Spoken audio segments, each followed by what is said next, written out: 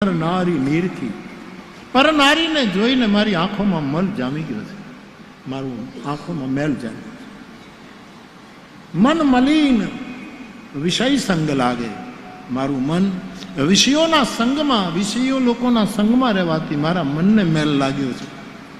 નયન મલિન પર નારી નિરખી મન મલિન વિષય સંગ લાગે, હૃદય મલિન વાસના માન મદ, મારું હૃદય વાસના માન અને મદને લીધે મલિન થયું છે. જીવ સહજ સુખ ત્યાગે, અને આ જીવે એનો સ્વભાવ છે, એનો અધિકાર છે સહજ સુખ, એનાથી દૂર થઈ ગયો. પર નિંદા સુની શ્રવણ મલિન ભે, પારકાની નિંદા સાંભળી સાંભળી અને મારા કાન મેલા થયા છે. પર નિંદા સુની શ્રવણ મલિન ભે, વચન દોષ પર ગાયે, મારી વાણી મેલી થઈ ગઈ, બીજાના દોષ ગાઈ ગાઈ ગઈ, બીજાના વાંક કાઢી કાઢીને, બીજાનું દોષ દર્શન કરીને મારી વાણી મલિન થઈ. સબ પ્રકાર મલ ભાર લાગ, નિજ નાથ ચરણ બિસરાય, દરેક પ્રકારના મને મલો લાગ્યા છે. પછી તુલસી કહે, તુલસીદાસ વ્રતદાન જ્ઞાન તપ શુદ્ધ હેતુ શ્રુતિ વેદ એમ કહે છે કે આ બળથી મુક્ત.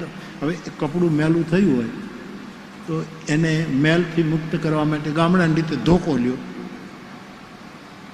બર્મા સોપનો સાબુ જે દેશી આપણે આવતા એ તમે ઘસો, આમ ઘસો. કાંઈ ન હોય તો તમારા ગામના પાદરમાં ખારાવાળી ખારાશવાળી જમીન હોય ત્યાંનો ખારો લઈ અને ખારાથી કરો. આ બધા વેદોએ જે વ્રત દાન આ બધા મલથી મુક્ત થવાના સાધનો છે. પણ તમે ધોકેથી ટીપો, બર્માના સાબુથી તમે ઓલું કરો, એને બીજું ગમે તે નાખો, ગમે તો કરું, પણ પાણી ન નાખો તો. તુલસી કહે વ્રત દાન તપ એ બધા મલથી મુક્ત કરવાના સાધનો, પણ રામ ચરણ અનુરાગ નીર બીનું, રામના ચરણમાં પ્રેમ રૂપી જળ નહીં હોય તો મલ અતિ નાશ ન પામે. આપણા મલ કોઈ દિવસ નાશ નહીં પામે. એવા જે મેલ મારા ને તમારામાં જામ્યા છે એને રામકથા કલિમલ સમની મનોમલ હરની એવી રામકથા ગોંડલના આંગણે આપણે માંડી છે. ત્યારે ભગવાન શિવ અને પાર્વતીનો પ્રસંગ ચાલે છે. એમાં બચેલા સમયમાં આપણે આગળ વધીએ એના પહેલાં 2-5 મિનિટ માટે ભગવાન નામ સંકીર્તન ભાવથી ભીતરથી આપ સૌ બેઠા બેઠા જ કરજો કીર્તન. કૃપયા ઊભા નહીં થતા, નહીંતર બધા ઊભા થશે. જેને બહુ જ અગત્યનું ઊભું થવું હોય તો એ જરૂર, બાકી બધા ભાવથી બેઠા બેઠા ભીતરથી 2-5 મિનિટ ભગવાન નામનું સંકીર્તન. બરોબર.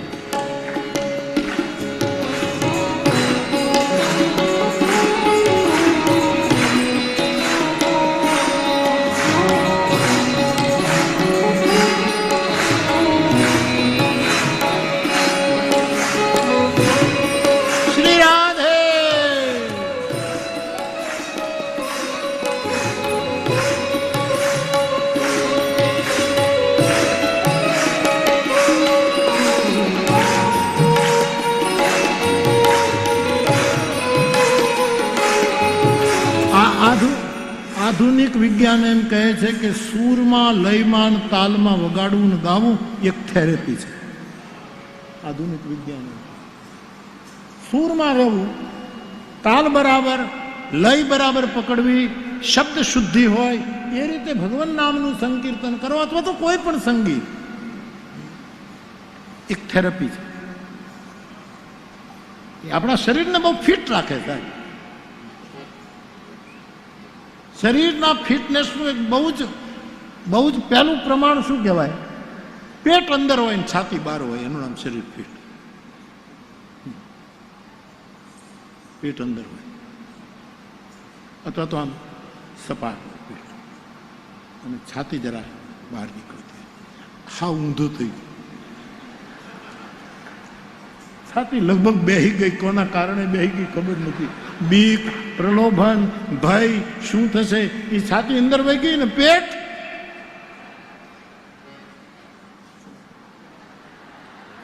આરોગ્યની નિશાન નથી. હવે થઈ ગયું એ થઈ ગયું. આપણું શરીર વધી જાય એટલે, પણ આરોગ્યની વૈદો એમ કહે છે, દેશી વૈદોનું આ વાત એ સાચી છે સાહેબ. પેટ અંદર હોવું જોઈએ. અથવા તો આમ મારે કેમ સમજાવવું બધું? એક વાત તમને ઉભા નથી, તમારી પાસે સમય છે ને ભાઈ? હા, હું તમારો વધારે સમય નથી લેતો ને. તમારે બીજું કામે શું છે? આ 9 દિવસ સુધી આ ગોંડલની રામકથામાં આપણે બધા બેઠા છીએ ને ત્યાં સુધી, જેમ તલગાજડામાં બેઠા હોય તો બધા તલગાજરડિયા કહેવાય, રાતોલમાં બેઠા હોય તો રાતોલિયા કહેવાય, મહુવામાં બેઠા હોય તો મહુવાઈયા કહેવાય, એમ જ્યાં સુધી 9 દિવસ કથામાં બેઠા છે ને બધા ગોંડલિયા કહેવાય. કારણ કે ગોંડલમાં બેઠા છીએ સાહેબ, ગોંડલને લીધે આપણે છીએ અહીંયા, એટલે બધા જ અત્યારે આપણી મોજમાં છીએ. એ આપણી અટક હોય ન હોય, આપણે રાફડા ઉપર બેહીને જે દુહા ગાતો હોય રાફડિયા દુહા કહેવાય છે ને. આપણે તો રાફડા ઉપર બેઠો હોય દોહો ગાય એને રાફડિયા દુહા કહેવાય. તો મારે તમને એક વાત કહેવી છે. જ્યાં મિત્ર ભાવે એકવાર સુગ્રીવે ભગવાન રામને પૂછ્યું કે પ્રભુ તમારી તંદુરસ્તીનું કારણ શું છે? આમ તો ન પૂછી શકે. સુગ્રીવ તો વિષય છે, રામ બ્રહ્મ છે, પણ મિત્રો બન્યા પછી મિત્રતાનો એવું એક લક્ષણ ગણાય કે દિલની વાત એકબીજાને પૂછી શકે. મૈત્રીમાં તો એ જ હોય. વિનોબાજી તો એમ કહે છે કે મારે બધા મિત્રો જ છે. તુકારામ મારા મિત્ર, જ્ઞાનદેવ મારા મિત્ર, સહજોબાઈ મારી મિત્ર, આ બધાને મિત્રો જ કહે છે.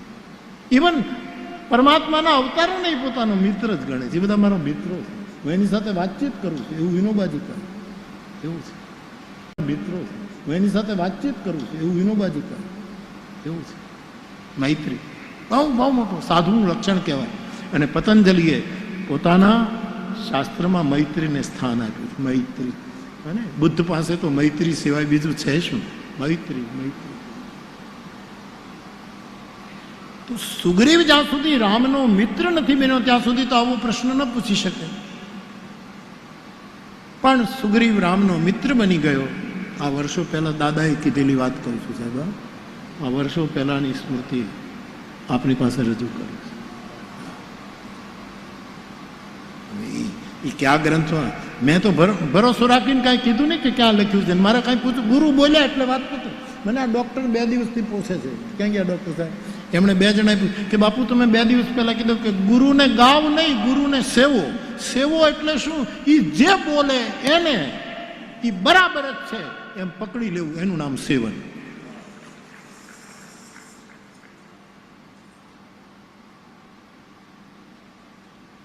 આજ્ઞા સમ નસુ સાહિબ. આપણા સાહિબની આજ્ઞા સમાન બીજી કોઈ સેવન નથી. એણે કીધું એ બરાબર, જો એ સમર્થ હોય તો. ગુરુની આગળ સમર્થ શબ્દ લગાવ્યો. સમર્થ, કમજોર હોય તો નહીં, તો પાછું નહીં માનવું. સમર્થ. માત પિતા ગુરુ પ્રભુ કે બાની. માતા પિતા અને ગુરુ, પછી શબ્દ આવ્યો પ્રભુ. પ્રભુ એટલે માં સમર્થ હોય, બાપ સમર્થ હોય અને ગુરુ સમર્થ હોય, કોઈ જાતની કમજોરી ન હોય તો એ જે બોલે એમાં દલીલ કર્યા વગર માની લેવી, એનું નામ ગુરુ સેવ્યો. પણ સમર્થ હોવું જોઈએ. કઈ સમર્થ નહોતી એટલે એના દીકરાએ માની વાત માની નહીં. હિરણ્યકશિપુ સમર્થ બાપ નહોતો, આમ તો સમર્થ હતો, પણ પ્રહલાદ એની વાત માની નહીં. બલિરાજાનો ગુરુ શુક્રાચાર્ય સમર્થ નહોતો તો ગુરુની વાત બલિએ માની નહીં. વ્રજાંગનાઓએ પોતાના પરિવારની વાત ન માની. ગુરુને સેવો એટલે આજ્ઞા સમ. ફરી એક વખત વિનોબાજીને યાદ કરું. સંન્યાસ લેવા જતા હતા અને ગાંધી બાપ ક્યાં મોકલ્યું, મારે સત્યાગ્રહનો આરંભ કરવો છે, પ્રથમ સત્યાગ્રહી તમારે થવાનું છે વિનોબાજી. એટલે એ જે સંદેશ આવ્યો, જ્યાં ઊભા હતા દાય મૂળ, ત્યાંથી પાછા ફરી અને હિમાલય જવાનું. આનું નામ ગુરુનું સેવન છે. આજ્ઞા સમ નસુ સાહિબ સેવા.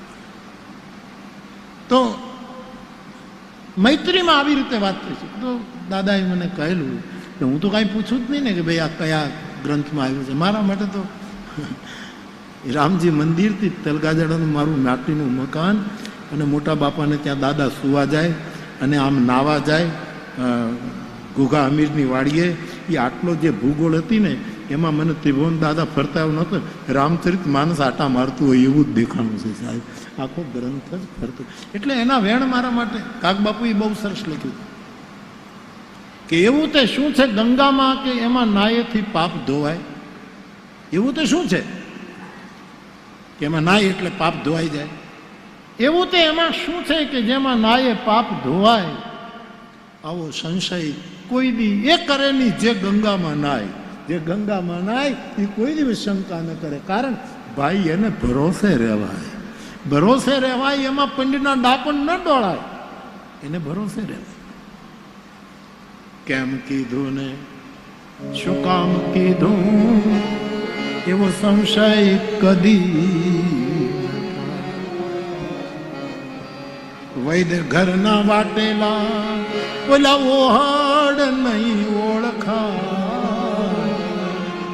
ભાઈ જેને ભરોસે રહેવા. તો લયમાં સૂરમાં રહેવું એક થેરપી છે, માણસને તંદુરસ્ત રાખે સાહેબ. અને આપણે જરાક થોડાક નબળા પડીએ ને જરાક સમજવાનું ક્યાંક આપણે ચૂક્યા છીએ, ઢીલા થઈ ગયા. સુગ્રીવે મૈત્રી પછી ભગવાન રામને, રામ તો બ્રહ્મ છે પણ એક માનવના રૂપમાં એને પ્રશ્ન કર્યો છે કે તમારી તંદુરસ્તીનું કારણ શું છે? ભગવાન કોઈ દી રામ બીમાર પડ્યા એવા કોઈની પાસે ખબર છે? કૃષ્ણ ભગવાન બીમાર પડ્યા એવી કોઈને ખબર છે? શંકર ભગવાનને 2 મહિના સુધી હોસ્પિટલમાં રહેવું પડ્યું એવી કાંઈ કોઈ ખબર તમારી પાસે ક્યાંય હોય તો? કેમ નથી આ લોકો બીમાર? હા. અને પછી ભગવાન રામ કહે છે કે સુગ્રીવ, તારું જેમ પાંચ ભૌતિક શરીર છે એમ મારું, આમ તો એનું શરીર તો ચિદાનંદમય દેહ તમારી ચિદાનંદમય છે, પરમાત્માને આપણા જેવા તત્વો ન હોય, પણ મનુષ્ય આદર્શ બતાવવા માટે ભગવાન રામે સુગ્રીવને કીધું કે મારું પણ પંચભૂતનું શરીર છે. આ તો પ્રભુ એ તો બરાબર, અમારે તો અગ્નિ જળ વાયુ તેજ આકાશ એ અમારા શરીરમાં 5 તત્વો, આપનામાંય 5 તત્વ. તો પ્રભુ બતાવો ને, તમારામાંય 5 તત્વો, મારામાંય 5 તત્વો, અને તમે આટલા તંદુરસ્ત ને અમે કેમ આમ બરાબર નથી, સ્વસ્થ નથી? ભગવાને કહ્યું સુગ્રીવ, મારામાં જે 5 તત્વો છે એને હું 5 તત્વોમાંથી લઈને પૂર્તિ કરું છું, એટલે હું તંદુરસ્ત. મહારાજ સમજો નહીં કે મારા શરીરના 5 તત્વોમાં હું 5 તત્વોમાંથી લઉં છું. 5 તત્વો મારી સેવા કરે છે એટલે હું તંદુરસ્ત. પ્રભુ જરા સરળ કરીને સમજાવો ને. હા, નવરાશથી બેઠા હશે ભગવાનને સુગ્રીવ, એટલે વાત હતી કે જરાક ખુલાસો કે મારામાં 5 તત્વો છે, એની 5 તત્વો સેવા કરે છે એટલે હું તંદુરસ્ત. આપણામાં જે તત્વો છે એ 5 તત્વો જો સેવન કરવા માંડીએ આપણે તો આપણે બહુ તંદુરસ્ત રહીશું. પહેલું તત્વ કયું છે સુગ્રીવ? બોલે પૃથ્વી. બરાબર, પૃથ્વી એક તત્વ છે. સીતા કોણ છે? બોલે પૃથ્વીની દીકરી, એ મારી સેવા કરે છે એટલે હું તંદુરસ્ત. સીતા પૃથ્વીની પર. આ તમે ભણ્યા વગરના મહાપુરુષોના ઇન્ટરપ્રિટેશન દેવ. કાંઈ ભણ્યા નહોતા સાહેબ, વ્યાકરણ નહોતું, હરખું ઉચ્ચારણ નહોતું, જીવતર જ હતું, ચોખ્ખું જીવતર.